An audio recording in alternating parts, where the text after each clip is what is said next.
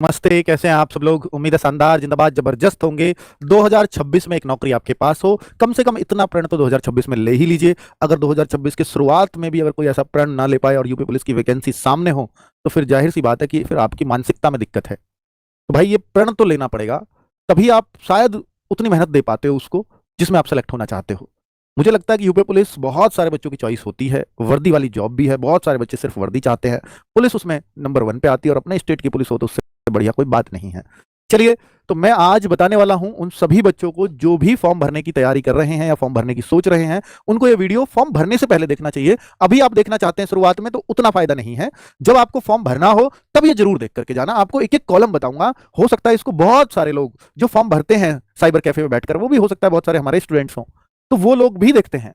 और वो लोग देख करके तब वो किसी बच्चे का देखिए जो सीरियस होंगे इंटरनेट पे बैठे हुए, वरना तो वो मान लेते हैं मैं सबको सब सर्व ज्ञाता हूं, मुझे क्या ही जरूरत है। भाई मुझे भी भरना है ना, तो मैं भी कई बार देखूंगा, तो मेरे हाथ से किसी का भी फॉर्म गलत ना हो, ऐसा सिंसियर भी होते हैं कुछ लोग। वो देखते हैं कि भाई कोई गलती तो नहीं हो जाएगी, पोस्ट प्रेफरेंस क्या होनी चाहिए, जिस बच्चे को नहीं पता है उसके लिए हम गलत प्रेफरेंस तो ना भरें कम से कम। तो भाई ये आपको ध्यान देना है, क्योंकि आपको सब जगह कैसा इंटरनेट वाला साइबर कैफे वाला मिलेगा आपको नहीं पता।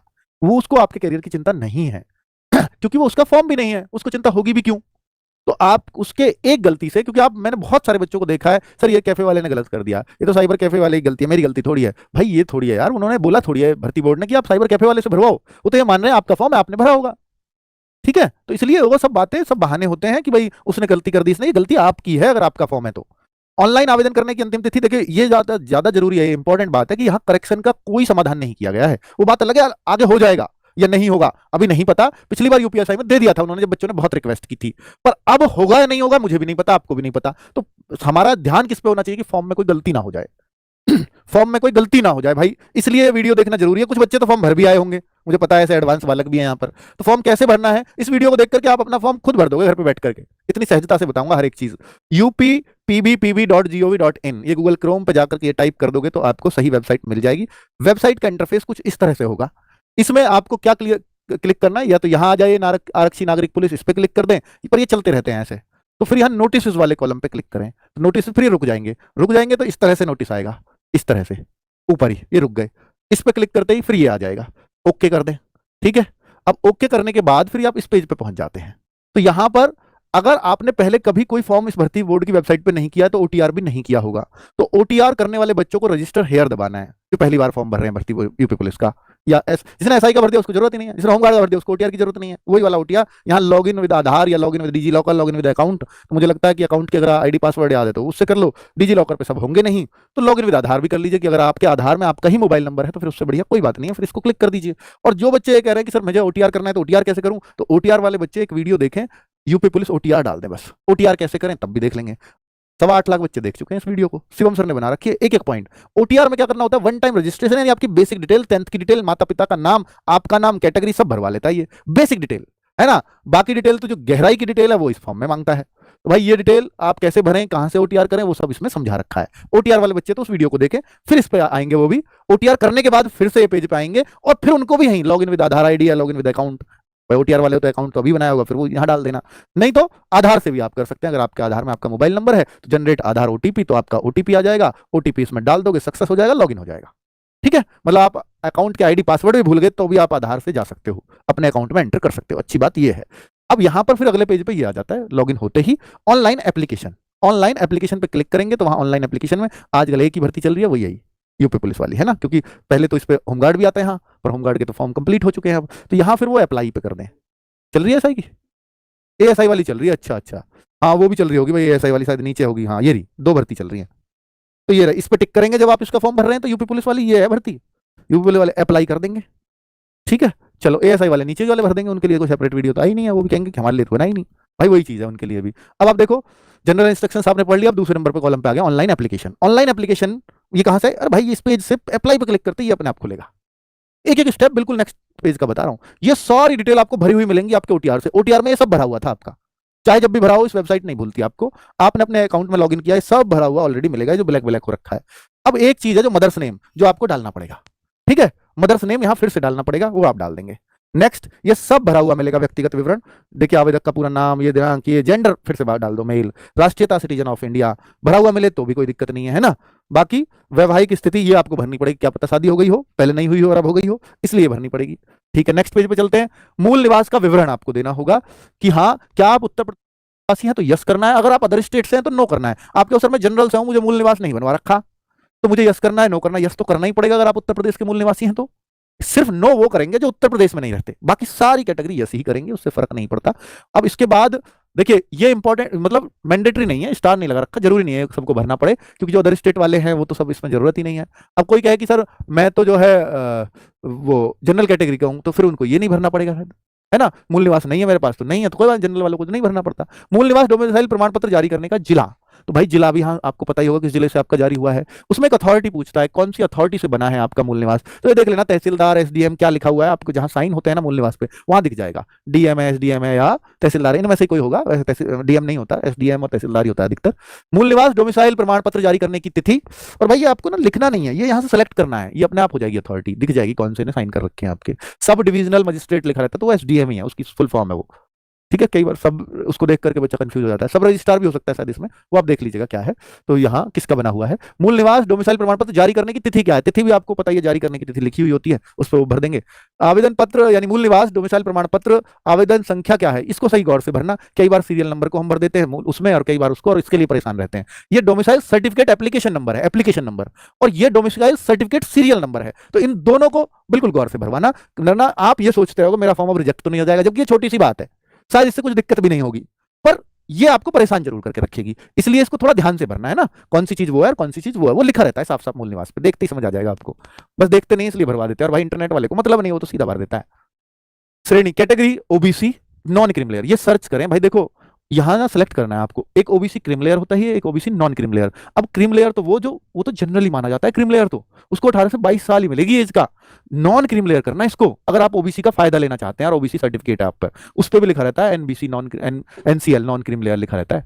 ठीक है, आप देख लेना, तो इसको ओबीसी एनसीएल ही क्लिक करना है सबको जिनका ओबीसी का सर्टिफिकेट। और भाई फिर ये श्रेणी प्रमाण पत्र मतलब कैटेगरी प्रमाण पत्र जो है, ये आपका जारी करने वाला जिला, जैसे मूल निवास में भरा आपने, किसको कौन जारी करता है, अथॉरिटी एसडीएम है, तहसीलदार है, कौन है, वो इसमें सेलेक्ट हो ही जाएगा। और बाकी श्रेणी प्रमाण पत्र जारी करने की तिथि, यानी तिथि भी आपको इस पे से डल जाएगी। श्रेणी यही है कैटेगरी वाला ही, तो भाई श्रेणी प्रवेश प्रमाण पत्र आवेदन संख्या फिर से वही डालनी है, और ये प्रमाण पत्र क्रम संख्या सर्टिफिकेट का सीरियल नंबर, तो ये सब वही डिटेल जो आपने डोमिसाइल में डाली ऐसी ही आपको जाति प्रमाण पत्र में डालनी है। क्लियर है सारी बातें, यहां तक कोई डाउट नहीं है ना किसी को भी। और ये बहुत इंपॉर्टेंट डिटेल है, इनको जरूर जरूर देना है आपको। ठीक है, और थोड़ी बहुत मिस्टेक हो जाएगी, वैसे तो मैं कहूंगा कि नहीं चलेगी, पर थोड़ी बहुत यहाँ सीरियल वीरियल में चल जाती है, परेशान मत होना। अगर आपने फॉर्म भर दिया और आपकी गड़बड़ हो गई है तो आगे सुधार लेना, वैसे सुधार का मौका अभी तो नहीं दे रखा, शायद आगे मिल जाए। ठीक है, पर कोशिश करो गलती ना हो, वरना टेंशन रहेगी। ठीक है, चलिए तो भाई सर्टिफिकेट का इतना भी ध्यान रखना, मूल निवास आपका कितना भी पुराना चल जाएगा, लेकिन ओबीसी का सर्टिफिकेट, ईडब्ल्यूएस का सर्टिफिकेट 1 अप्रैल 2025 के बाद का बना हो, कल बताया था मैंने वीडियो में, 1 अप्रैल 2025 के बाद का बना हो, और 30 जनवरी 2025 से पहला बना हो, 26 से पहला बना हुआ हो। 30 जनवरी 2026 से पहला, 1 अप्रैल 2025 से बाद का ईडब्ल्यूएस और ओबीसी। एससी का सर्टिफिकेट है, किसी का एसटी सर्टिफिकेट है, तो वो कितना भी पुराना चल जाएगा, बस 30 जनवरी 2026 से पहले बनवा लेना। ये है उसमें मूल निवास 30 जनवरी 2026 से पहला चाहिए, कभी का भी बना हुआ किसी भी कैटेगरी का, कोई दिक्कत नहीं है, मूल निवास में कोई समस्या नहीं है। ठीक है, ये कल मैंने सारी बातें डिटेल में डिस्कस की हैं। अब मैं बात करता हूं भाई, देखो ये विवरण भी देना पड़ेगा आपको कि आपका स्टेट कौन सा है, उत्तर प्रदेश है, जिला कौन सा ये है, और पता क्या है वो आपको पता होना चाहिए। ठीक है, राज्य ये सब देखो, ये है आपका पत्र करस्पॉन्डेंस एड्रेस, ये है आपका परमानेंट एड्रेस, यानी इस एड्रेस को आप वहां का भी दे सकते हो जो आपका जहां रह रहे हो आजकल, कोई दिक्कत नहीं है। और ये स्थायी पता है, जहां आपके परिवार का हमेशा कोई ना कोई रहता ही है, जहां आपका मूल स्थान है, फाइनली वो वाला स्थायी पता। कई बार 90% केस में तो ये दोनों सेम होते हैं, तो फिर यहां टिक कर दें, इस वाली डिटेल को ये अपने आप ले लेगा, भरनी नहीं पड़ेगी अगर ये सेम है तो। और अगर ये सेम नहीं है तो ये टिक नहीं करना, ये अलग भर दो, वो अलग भर दो। ठीक है, स्थायी पता समझ में आ गई। और ये आप कहो कि सर स्थायी पता मेरा दूसरा राज्य भी हो सकता है, नहीं, वो दूसरा राज्य आप करस्पॉन्डेंस एड्रेस में रखना। अगर आपने मूल निवासी उत्तर प्रदेश के बोले हो तो स्थायी पता फिर आपका उत्तर प्रदेश का होना चाहिए, है ना। तो इतना तो ध्यान रखा करो भाई। गृह जिला व राज्य, तो गृह जिला उत्तर प्रदेश है तो ठीक है, जिला भी आप उसमें भर ही देंगे, अदर स्टेट है तो वहां स्टेट भर देंगे, पिन कोड वगैरह ये सब थाने वाने का आपको पता ही है, नेक्स्ट आप भर देंगे। नेक्स्ट में आप आते हैं तो फिर वही है, ये ऐसे हो जाएगा, मतलब ये दिखाया है, फिर ये ऐसे ग्रीन ग्रीन सा आना लगेगा, personal details saved.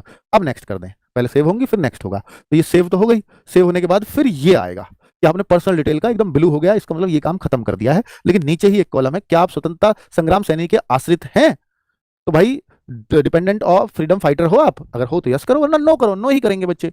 Next, freedom fighter का नो हो गया। फिर है भूतपूर्व सैनिक, हो तो यस करो वरना नो करो। फिर है उत्तर प्रदेश राजकीय कर्मचारी, यस करो वरना नो करो। नो नो ये अधिकतर का तो यही होगा। होमगार्ड्स का विवरण देखो, अब अगर आप होमगार्ड होते तो यहाँ बहुत सारे फायदे मिलते, है ना, तो ये भर्ती में छूट मिलती है जो भी कुछ है। तो हैव यू सर्व्ड और 3 साल होमगार्ड की नौकरी की हो तब कांस्टेबल में उसका फायदा मिलता है। तो यहाँ अभी आप नहीं है तो नो करेंगे, वरना तो यस करेंगे। होमगार्ड वाला नो करेंगे। तो होमगार्ड का कॉलम होता है, उसकी कट ऑफ भी अलग जाती है, उसके लिए फिक्स पोस्ट भी होती है। चलो नेक्स्ट क्या है, ये अब हमने 2 चीज भर ली, पर्सनल डिटेल भी भर दी, अदर भी, तो ये ब्लू ब्लू होता चला जाएगा। अब हम एजुकेशनल क्वालिफिकेशन पे वाले पे आ रहे हैं। तो 10th वाला ये खुद लेगा ओटीआर से, इसमें आपका कोई योगदान नहीं है। लेकिन 12th वाला भी पेंडिंग है, 12th तो जरूरी है, जब इसको भैया फॉर्म को भर रहे हो आप, नेक्स्ट कर देंगे। और नेक्स्ट करते ही आपका 12th का विवरण इसमें ऐड करने के लिए कॉलम आ जाएगा कि 12th standard equivalent, roll number क्या है, प्रमाण पत्र क्रमांक, इनको थोड़ा ध्यान से सुनना। रोल नंबर और प्रमाण पत्र जो क्रमांक है ना, ये आपकी मार्कशीट पर लिखे हुए होते हैं, ठीक है। प्रमाण पत्र क्रमांक वैसे प्रमाण पत्र कहते हैं जो आपकी सर्टिफिकेट होता है, उस पे से मार्कशीट वाले को डाल देते हैं बहुत सारे बच्चे। रोल नंबर भी मिल जाएगा आपके सर्टिफिकेट या सनद को, सनद बोलते हैं हिंदी में, उस पे से रोल नंबर भी मिल जाएगा। रोल नंबर तो सेम ही होगा सनद पे भी और मार्कशीट पे भी, बस सीरियल नंबर जो है सर्टिफिकेट का वो मार्कशीट का नहीं डालना, सर्टिफिकेट कहते ही सनद को है तो उसका सर्टिफिकेट का नंबर डालना है। बोर्ड आपका कौन सा, इंटरमीडिएट, इसको थोड़ा देख लेना, कई बार संस्कृति बोर्ड भी आ जाता है इसमें, तो वो पढ़ लेना, बस ऐसे लिखा होता है board of high school and intermediate education Sanskrit, ऐसे लिख देता है बस वो, तो इसको थोड़ा ध्यान से देखना, है ना, क्लियर है। चलो सारी बातें, तो ये बोर्ड आप सेलेक्ट कर ही लेंगे, मतलब लिख ही देंगे। और ये उत्तीर्ण करने का माह और वर्ष कौन सा है वो यहाँ लिख जाएगा, और यहाँ ये ऐसे आ जाएगा। एडिट करना है तो इस पेंसिल पे क्लिक करो, फिर से एडिट कर दो। नेक्स्ट, अब नेक्स्ट क्या है, सर्टिफिकेट अपलोड करवा रहा है ये, यानी हम ये सारी चीजें दे चुके हैं, अब अपलोड वाले कॉलम पे आ चुके हैं। तो अपलोड वाला कॉलम क्या है, और फिर एक चीज दिख रही है बाद में, previous and review and submit, हो गया फॉर्म कंप्लीट। तो भाई ये इस वाले पे आ गए हम, अपलोड वाले पे। तो अपलोड में क्या है, कास्ट सर्टिफिकेट फॉर ओबीसी, तो यहाँ ओबीसी का कास्ट सर्टिफिकेट लगाएंगे क्योंकि इस बच्चे ने ओबीसी भरा है। एससी वाले का यहाँ एससी आ जाएगा, जनरल वालों के लिए यहाँ कुछ आएगा ही नहीं, है ना, ईडब्ल्यूएस वालों के लिए ईडब्ल्यूएस आ जाएगा। तो कास्ट सर्टिफिकेट यहाँ अपलोड पे क्लिक करके अपलोड कर देंगे, और अब तक ये पेंडिंग आ रहा है, फिर देखना क्या आएगा आगे। डोमिसाइल कर देंगे, 10th स्टैंडर्ड और इक्विवेलेंट सर्टिफिकेट और 10th स्टैंडर्ड और इक्विवेलेंट मार्कशीट। 10th की मार्कशीट और सर्टिफिकेट दोनों के लिए अलग अलग कॉलम है, कई सारे बच्चों का एक ही है, ज्वाइंट में है दोनों, मार्कशीट भी और सर्टिफिकेट भी, तो दोनों जगह वो इसी को अपलोड कर देंगे, सेम चीज है ना। यहाँ 12th की भी अलग अलग दे रखी, कई बच्चों पे 2 चीजें हैं अलग अलग, कई बच्चों पे एक सेम चीज है, तो सेम चीजें दोनों जगह अपलोड हो जाएंगी। क्लियर है एक एक कॉलम। तो भाई फॉर्म गलत ना हो, इस वजह से मैं खुद इस वीडियो बना रहा हूँ, ताकि एक भी बच्चे को टेंशन फालतू की ना रहे, सिर्फ पढ़ाई की रहे। 2026 से शुरुआत शानदार होनी चाहिए, ताकि एक नौकरी आपके हाथ में हो। जब आप अपलोड कर देंगे तो सारी अपलोडेड ऐसे लिखे आ जाएंगे, अपलोड हो चुका है। आपको देखना कई बार क्या होता है कि हम 12th वाले में 10th का कर जाते हैं, 10th वाले में 12th का, तो एक बार देख भी सकते हो, आई बनी हुई है ना, इस पर क्लिक करो कि सही जगह सही चीज अपलोड करी है या नहीं करी है, वो ऐसे चेक भी कर सकते हो। सफलतापूर्वक अपडेट किया गया है, यानी अपडेटेड सक्सेसफुली ऐसे लिखा हुआ आएगा, ग्रीन चल रहा है, इसका मतलब मामला ठीक है। अब देखो ये है आपका live photograph, capture live image, ऐसे आप करके भाई पीछे ना बैकग्राउंड थोड़ा ऐसा रखना, कहीं पंखा कुर्सी मेज ना आ रहे हो, तो वो देख लेना कि पर्दा वर्दा साफ सुथरा सा हो, या कोई दीवार हो साफ सुथरी, कोई दिक्कत नहीं है, ऐसा फोटो खिंचवाना बढ़िया सा, ठीक है। मलूक सा बाल वाल बना के बढ़िया से, जैसे आप एग्जाम देने जाते हो वैसा फोटो होना चाहिए। दाढ़ी वाड़ी बनवा लेना भाई, है ना। और ये आपके सिग्नेचर का है, सिग्नेचर के लिए भी क्या कंडीशंस ध्यान रखनी है, प्लेन पेपर हो, लाइनिंग वाला पेपर नहीं चलेगा, ब्लैक पेन से ही आपने सिग्नेचर कर रखे हो, और रनिंग वे में सिग्नेचर हो, यानी हिंदी में आप करते हो तो कोई दिक्कत तो वैसे होती नहीं है, पर मेरी सलाह है आपको कैपिटल लेटर में सिग्नेचर ना करें, और भाई जो पहला लेटर है वो कैपिटल बन जाए। अब जैसे 2 वर्ड है आपके सिग्नेचर में, अंकित भी और भाटी भी है, तो ए और बी बड़े बना सकते हो, बाकी सब स्मॉल में रहेंगे, तो उसको रनिंग हैंड बोलते हैं। तो रनिंग हैंड में सिग्नेचर जरूरी है, इसकी वजह से रेलवे ग्रुप डी में बच्चों को एग्जाम से वापस भेजा है भाई, फॉर्म रिजेक्ट छोड़ो, एग्जाम से वापस, बताओ कितनी बड़ी बात है। फिर आगे नेक्स्ट, तो ये इंस्ट्रक्शंस भी दे रखे हैं जो मैंने आपको बोल के बताया वो सब। फोटो भी ध्यान से देखना, सामने देखते हुए ऐसे ना देखो, ऐसे करके खिंचवाते हो ना सेल्फी टाइप, ऐसे मत खिंचवाना, ठीक है। फोटो साफ सुथरा हो, कोई चमक धमक बहुत ज्यादा ना हो, काला पहला ना आ रहा हो, छाया ना आ रही हो, कोई मतलब परछाई आ रही हो और आपने फोटो खींच लिया, ऐसे मत करना, है ना। चलो वो सब इसने समझाया हुआ है इंस्ट्रक्शन में। अब आगे बात करते हैं कि भाई ये जो 5 आपकी चॉइस है, इसके लिए बहुत सारा बच्चा आया कि पोस्ट प्रेफरेंस को समझा दो, ये कब आएगी, फोटो अपलोड करते ही, नेक्स्ट करते ही, साइन अपलोड करते ही ये आ जाएगा कि अब आपको अपनी पोस्ट की प्रेफरेंस भरो। देखो पोस्ट की प्रेफरेंस अब आप भरेंगे तो ये आपने क्रम में उसने दे रखी है, तो आप कई बच्चे क्या होंगे, किसी को क्रम को न्यू का न्यू उतार देंगे, 1 2 3 4 5 ऐसे लिख देंगे यहाँ पे। अच्छी बात ये है, पर उसने शुरू में सिविल पुलिस ही दे रखा है, कई बार पीएससी लिख देता है ऊपर, और फिर बहुत सारा बच्चा तो क्रम ही उतार देता है। और बच्चा क्यों उतारता है भाई, वो इंटरनेट वाला भर देता है, बच्चे को पता ही नहीं है उसने क्या भरा है, जब वो सेलेक्ट होने के कगार पे पहुंचता है तब देखता है, अरे यार ये क्या हो गया। देखो ये पोस्ट प्रेफरेंस ऐसे भर जाएंगी आपकी, प्लस प्लस करते चले जाना, जैसे इस सबसे पहले आपको इसमें से मान लीजिए घुड़सवार पुलिस डालनी है, तो इस पर पहले टिक कर दो, तो वो सबसे नंबर 1 पे आ जाएगी, ठीक है। तो ऐसे फिर मान लो ये डालनी है, मान लो जेल वार्डर, तो नंबर 2 पे आ जाएगी, 2 लिखा आएगा उसके आगे, देखो प्रेफरेंस 1, ये सिविल पुलिस किसी बच्चे का फॉर्म है। अब आपको महिला कैसे करेंगे, महिला पुरुष ऐसे ही है, देखो जैसे पुरुष हो तो पुरुष की 5 प्रेफरेंस दिखाएगा इसमें, अगर कोई महिला है तो यहाँ 3 ही पोस्ट का नाम दिखाएगा, तो यानी ये पुरुष का फॉर्म है तो 5 उसको भरनी है। प्रेफरेंस 1 आरक्षी नागरिक पुलिस, पुरुष महिला लिखा है, इससे कंफ्यूज मत होना क्योंकि दोनों के लिए वैकेंसी इसलिए लिख रखा है। तो सिविल पुलिस पहले पे डालनी है, ये तो सभी डालते हैं, पुलिस का मतलब ही सिविल पुलिस होती है। नेक्स्ट है नंबर 2, नंबर 2 पे बहुत सारे बच्चे जेल वार्डर भी डालेंगे, बहुत सारे बच्चे घुड़सवार भी डालेंगे, बहुत सारे बच्चे विशेष सुरक्षा बल भी डालेंगे। नंबर 2 की अपनी अलग अलग कहानी हो सकती है, लेकिन लास्ट में बहुत सारे बच्चे पीएससी देंगे, और सही भी है। पीएससी की जॉब स्टेबल नहीं है, मैं थोड़ा थोड़ा फिर से विवरण बता देता हूं। मैंने कल भी वीडियो में बताया है कि मेरे भाई जो सिविल पुलिस है ये आपकी थानों की पुलिस है, विशेष सुरक्षा बल जो मेट्रो है जिनमें पुलिस की ड्यूटी है चेकिंग वगैरह पे, वो सब इसकी ड्यूटी रहेगी। और आपके जो वीआईपी वगैरह उनकी सिक्योरिटी में आप फोर्सेस देखते होंगे तो वो भी विशेष सुरक्षा बल के अंदर आ जाता है, तो वो ड्यूटी वो रहती है। नेक्स्ट है घुड़सवार पुलिस, तो घोड़ा पुलिस आपको पता है भैया, इसका स्पेशल टाइम फिक्स होता है और बहुत कम, मतलब मैं कहूंगा काम तो ना के बराबर ही होता है। तो घुड़सवार पुलिस में बहुत बच्चे खुश रहते हैं, बढ़िया पुलिस है। जानवरों से प्रेम करते हो तो भाई इससे बढ़िया कुछ नहीं हो सकता, ठीक है। इस पुलिस का यूज भी बहुत ही लिमिटेड टाइम पे ही होता है, बहुत ही जरूरत के टाइम पे कि, तो इसलिए इनका वर्कलोड उतना ज्यादा है नहीं, और पोस्ट भी 70-71 ही है। इस बात पे मत जाना कि 70-71 है तो इसको लास्ट में ही भरूं, नहीं, पोस्ट से कोई मतलब नहीं है कि भाई वो कम है तो मैं उसको नीचे भरूं और ज्यादा है तो ऊपर भरूं, नहीं, इससे कभी कोई फायदा नुकसान नहीं होता। इससे उल्टा नुकसान ही होता है कि हमें जो पोस्ट सबसे, मतलब जिसकी कम पे भी गई है ना कट ऑफ, और आपने उसको सबसे ऊपर भर रखा है, और आपके कितने भी अच्छे मार्क्स हों आपको वही मिलेगी, ये बात है, उससे नुकसान हो जाता है। तो आपको जो सबसे ज्यादा पसंद नौकरी हो उसको ऊपर भरे बस, ठीक है। और जेल वार्डर पुलिस, तो इस क्रम को ना देखें कि भाई ये जो क्रम भर रखा गुरुजी ने इसको भरेंगे, मैंने आपको सबके काम बता दिए। पीएससी का बस्ता हमेशा उठा रहता है, कभी 15 दिन में अपने जिले में भी रह सको, पर यह भी हो सकता है फिर 500 किलोमीटर दूर प्रयागराज पहुंच गए, फिर पता लगी कि आप जो है देवरिया पहुंच गए, तो ऐसे आप बदलते रहोगे। तो ये पीएससी का होता है, और पीएससी की ड्यूटीज फिक्स नहीं होती, आपका जो है बटालियन पूरी पूरी ट्रांसफर होती रहती है बार बार, कभी वहां जरूरत है, कभी वहां जरूरत है, कभी वहां जरूरत है। तो पीएससी को इसलिए बच्चा थोड़ा लास्ट में ही रखता है, ठीक है। चलो